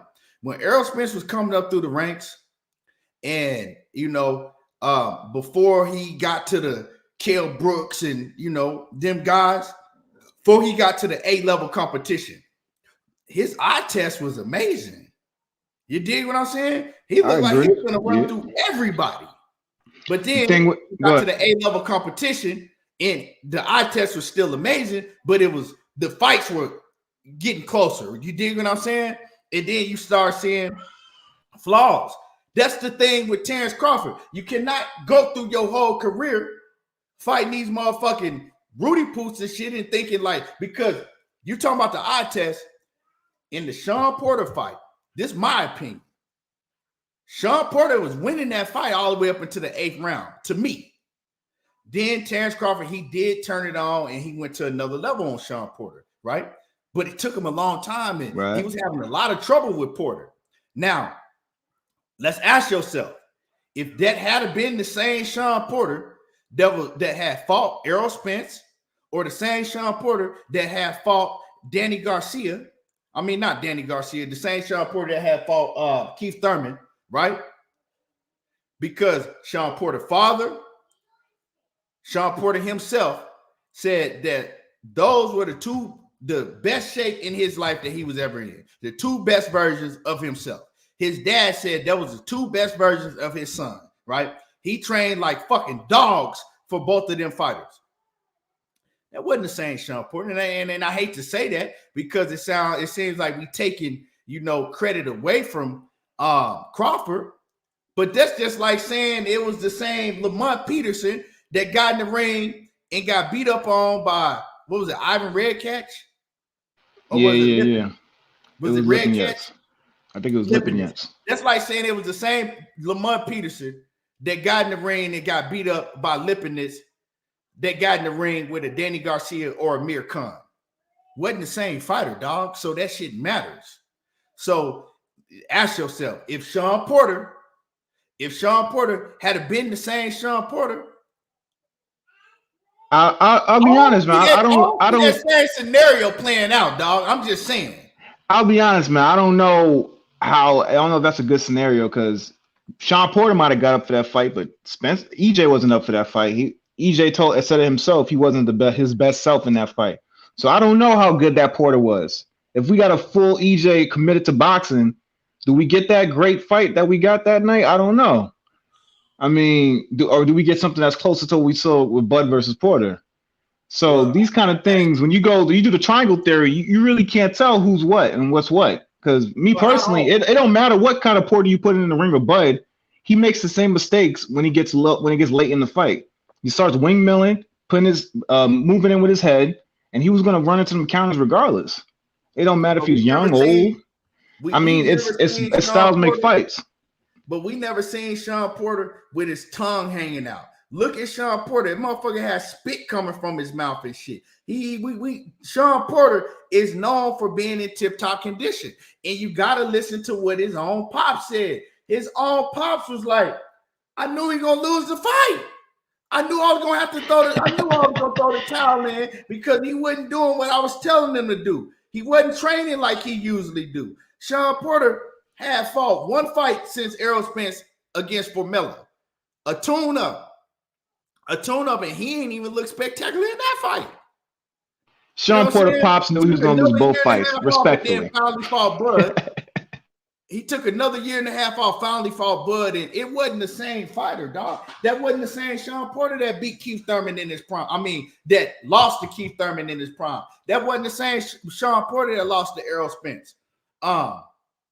But regardless of that, right? Regardless of that, when you go down the man resume, Terence Crawford resume, he ain't doing shit no more spectacular than Boots or Gervonta Davis. He really ain't. All he got is, he was undisputed and they wasn't. Bruh, if Tank had the same road, fought the same fighters, the same level of competition that you fought when you got your undisputed, Tank Davis would be undisputed as well. If Jaron Boots had that same competition, he would be undisputed as well. If Errol Spence had fought that same level of competition, he would be undisputed as well. So I think we just putting too much emphasis on, he became undisputed. Bruh, that shit wasn't impressive. That run that he had wasn't impressive. He was just gifted with an opportunity, right? Of course, he's talented. Of course, he can fight. But he was gifted with an opportunity a lot of fighters dream of being gifted with. Bro, it's a lot of fighters that could become undisputed. They just not, the politics of boxing keep them from becoming undisputed. And to me, like I said, you got to go way back. I agree with that. Hold on. You got to go way. Hold on. You got to go way back far to find me a fighter that had an easier road or as easy road to undisputed that Bud did. Look, Josh Taylor became undisputed, dog. He had a hard road. Devin Haney, you know what I'm saying? He was able to grab all the straps with one whop. But shit, motherfucking Kambosos had beat Tszyu, who had beat Lomachenko. Motherfucking, who the fuck did Julius and Dungo had beat? Ricky Barnes? That 9 other cats beat? Probably like 7 or 8 other cats had beat before him. So I said, it just, all of that shit matters. You know what I'm saying? I look deeper into it because, hey, I mean, you know, it matters to me. But you go ahead. All right. I feel you on that. Everything you said is facts, but that's boxing, man. That's life. I mean, he made a sacrifice. He sacrificed the legacy fights for the chance to get accolades. So that's Bud's choice. Me personally, after the 140 run, I mean, you did what you did. You got your accolade. Okay, this is the time to get real fights now. Everybody who's been at top rank, we've seen the history of those guys who signed over there. After a certain point, once they get the accolades, once they get the name up, you leave and you get the big fights. You get the big money fights. And he didn't do that. He stuck around for whatever reason, whether it be for easy money or I don't know, he felt comfortable there or whatever, but he didn't leave and give us the big fights like he's supposed to. That's where a lot of Bud fans, that's where we're at with him right now. We're all at a crossroads, and either we're gonna jump off the ship now or we gotta get the ship back on the right path. Because right now he's going into duck territory. This is duck season. He has to get the ship back on the path of greatness. You got to fight Spence or you got to fight Boots. Spence has a mandatory since you didn't want to take the Spence fight in November. He has a mandatory. Okay, we can deal with that later. You got to fight Boots now. You've been at top rank for 8-something years. You got all the belts. You've been on the list for years on top of years. You're on top of Canelo, Loma. You've been on top of the belt. You've been on top of the top pound for pound for years, bro. Hang it up. Let's go. You got to put it all on the line now. Nobody wants to see an exhibition fight from an active fighter, bro. And see, no one's paying for that. I respect you because you coming in here like a real fan, right? You said that you're a fan of Terence Crawford, right? But see, you could tell that you also a real boxing fan because all the other fans, oh man, he's undisputed. He don't have to do nothing. Spence got to do this and Spence got to do that. And then I ain't with that. To do shit. Yeah, that's not boxing, man. That's not what I grew up on, man. I mean, I was a Kobe fan. Basketball was my number one sport for a long time. If I can call out Kobe Bryant, if I can call out that man, I can call out Bud Crawford, man. I love Kobe's one of my favorite basketball players, man. I watched him in the I watched him in the Pistons series. I'm like, yo, what the hell is he doing? If I can call out Kobe, I can call out Bud Crawford, bro. We got to keep it a beam. You gotta get in there with somebody. People don't want the dream of Bud losing. That's what that is. Like they done instead of being a boxing fan, they done became a fan of the fighter. And a lot of them ain't even a fan of Bud. They just hate Spence for some reason. Like, I don't know what it is. Spence done been good to us. I mean, like Spence done gave us the fights we want. He ain't been ducking. I mean, he goes in there every time trying to put on the show. And then for some reason, people just hate Spence. Like, it came like him and Keith Thurman, that's gonna be a good fight. But ever since him and Keith Thurman got into it, people just hate Spence's rise to the top. Maybe because Jerry Jones got behind him or something. But Spence hasn't did nothing to warrant people's hate, and he's a stand-up guy. He could be shitting on people out here, but he still try to get that man a chance to become his own boss. And that man sitting there talking about, oh, I sat down at the table with Al, all this and all that. But what you don't realize is Al works for Spence. When you the boss, you have people work for you, so you don't have to do it yourself. And he spent the whole time trying to discredit Spence, saying Spence ain't his own boss, making himself look silly. Because you sitting right there, that means you are not a boss if you ain't got nobody that can do it for you. It's not about working hard, it's about working smart and putting people in positions to do everything great. Spence understands that he don't know all the business of boxing. That's why he hires somebody that specializes in it. That's what makes him a boss. And like I said before, I think the whole reason why the fight really didn't happen is because Bud felt like they shitted on him about that $25 million. That's all he keeps bringing up was that $25 million. We not saying it was here or there, but you can't come into somebody's house. You ain't even bring no goddamn food and expect to start eating before the man of the house eats, bro. Right. It just don't work that way. Yeah, I man. agree, man. He got caught up with those fraudulent offers. I don't understand how you can go to another company and they give you an offer for two people, and you trying to take it as one. Like you not the offer was for EJ versus Bud. It wasn't for you. They wasn't giving you 25 mil to go fight by yourself, bro. You can't take that offer and come to PBC who've been building up the fight. You've been calling them out. You ain't been calling BLK out. You've been calling PBC out for all these years. You can't just take that offer and go to another company talking about, oh, they'll give us 25 mil. Nah, it don't work like that, bro. We done built the fight. We got the fighter signed to us. You come over here. You want the Spence fight, you come over here. You don't try to take the fight to somewhere else. That's not how you do business, bro. Man, I'm gonna say it like this, man. All that 25 million shit, that $50 million shit, right? That he was talking about, all of that shit was a bluff. That man knew good so motherfucking well that he couldn't come in talking that shit that he was talking, and Errol Spence was gonna chunk the deuce to Al Heyman and go with him. All that shit was a bluff. He ain't that goddamn stupid. He ain't that stupid. He know that he wasn't gonna be able to make some shit happen to where the fight was gonna go with another company, right? Come on, bro. Like he know that shit. Like he know that Errol Spence wouldn't allegedly. I don't even know. Shit.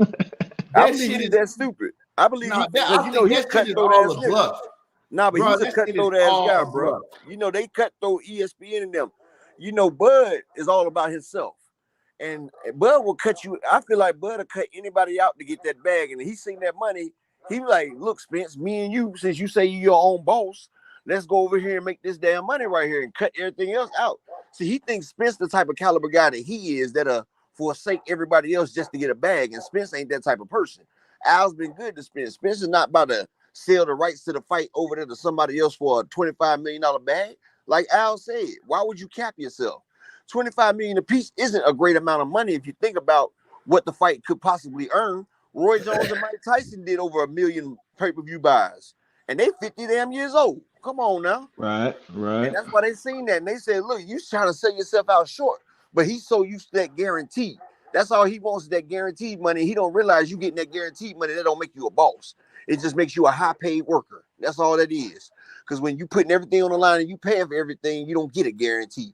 You kick out them checks, and at the end of it, that's what y'all bust down. And see, he couldn't get that through his head. He couldn't understand that because all he's always gotten was guarantees. So he don't know about betting on yourself, putting your own promotion out there and coming back in and splitting the spoils of war. He don't know about that.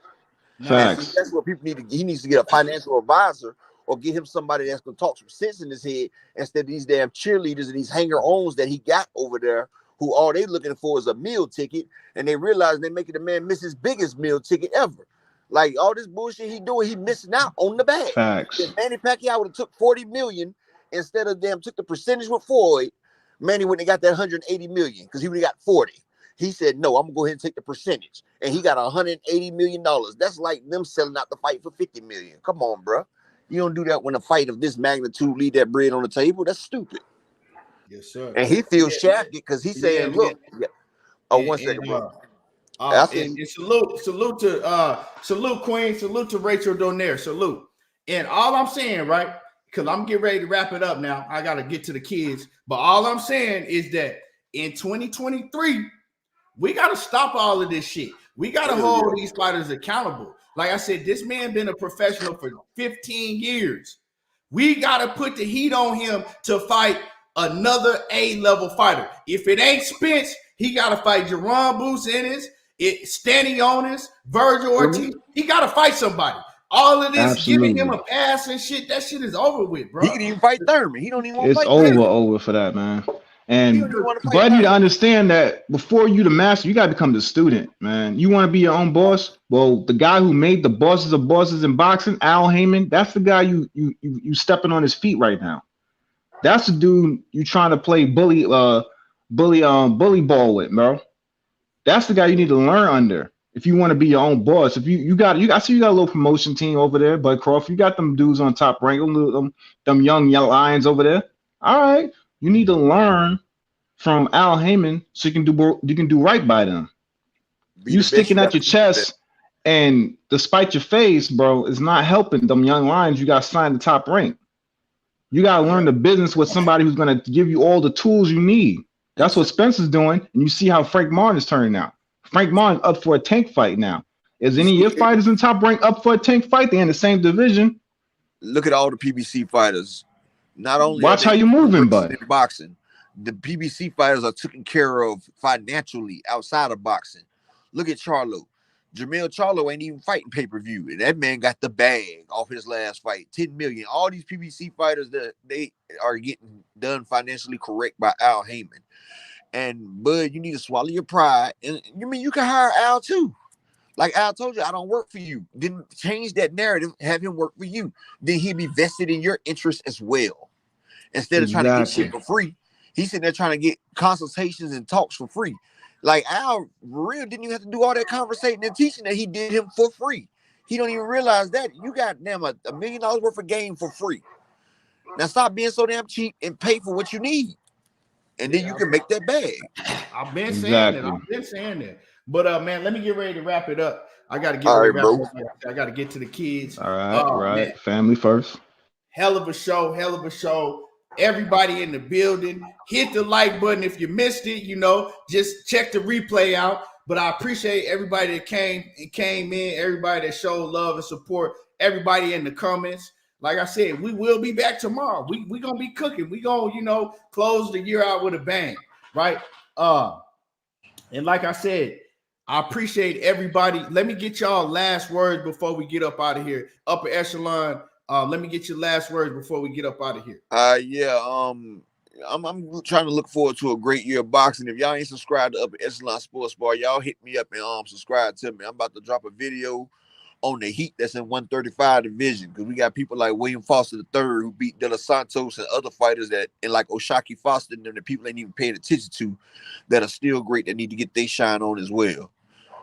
And that's about it. Y'all hit the like button and subscribe. If you're not subscribed, and hit the share button on your way out the door. I'm out. Yes, sir.